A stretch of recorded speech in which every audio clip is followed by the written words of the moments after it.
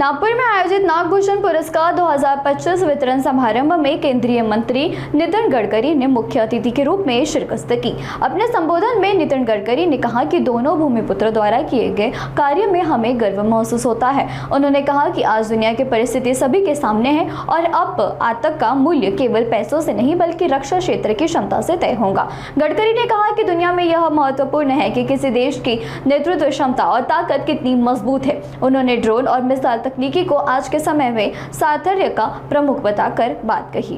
नागभूषण पुरस्कार समिति के ट्रस्ट के सभी पदाधिकारीगण, पुरस्कार्थी जी और उपस्थित सभी भाई और बहनों, हमारे लिए बहुत खुशी की बात है कि हमारे नागपुर के ही दो भूमिपुत्रों ने विश्व में नागपुर का नाम बड़ा किया है।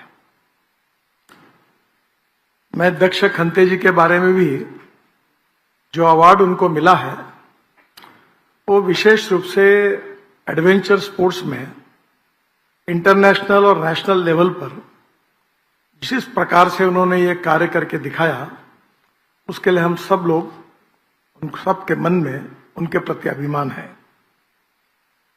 जहां तक सत्यनारायण नुआल जी का सत्कार है, ये हमारे लिए बहुत महत्वपूर्ण है, क्योंकि आप सबको पता है कि आज विश्व में परिस्थितियां कैसी हैं।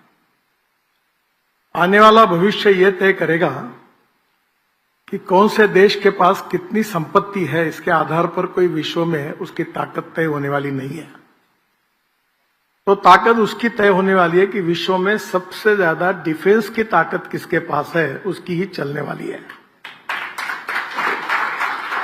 और यह भी बात सच है जिसका अनुभव हम करते हैं कि जहां ताकत भी है और नेतृत्व सही नहीं होता तो क्या होता है, ये भी हमने देखा है।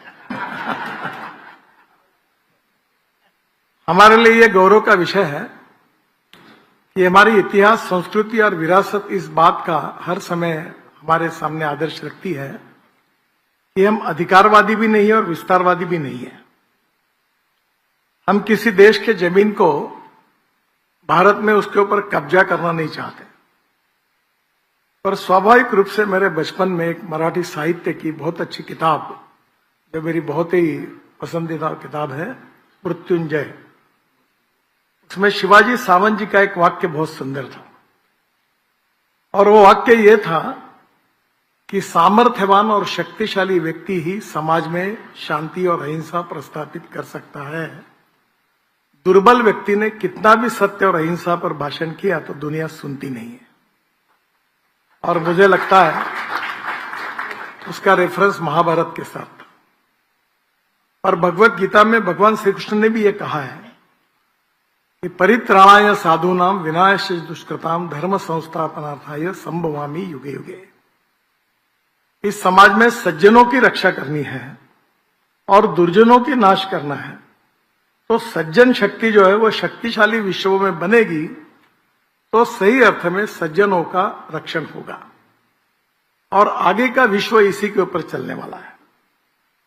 और इसलिए आज नुआल जी का जो काम है उसकी तो विस्तृत चर्चा नहीं हो सकती, पर ड्रोन और मिसाइल, ये दो बातें ऐसी कि जो विश्व में अब सामर्थ्य को निश्चित करने वाली है। और जो मिसाइल है वो इतनी है कि मैंने भी एक अनुभव किया था जो मेरे समझ के बाहर है। आज भी मैं उसके कारण मुझे समझ में नहीं आता क्या हुआ। मैं ईरान में था, तेहरान में ईरान के प्रधानमंत्री के शपथ विधि समारोह में भारत के प्रतिनिधि के रूप में गया था। मैं एक छोटे से कमरे में 15-20 लोग थे, हम उसमें साथ एक नेता भी थे। वहां के चीफ जस्टिस ओथ सेरेमनी में ओथ देते हैं तो स्वाभाविक रूप से सबका परिचय हुआ, पर एक व्यक्ति बड़ा प्रोमिनेंट था। मुझे पता नहीं चला उनके चेहरे पर वो कोई राष्ट्र के प्रमुख तो नहीं थे।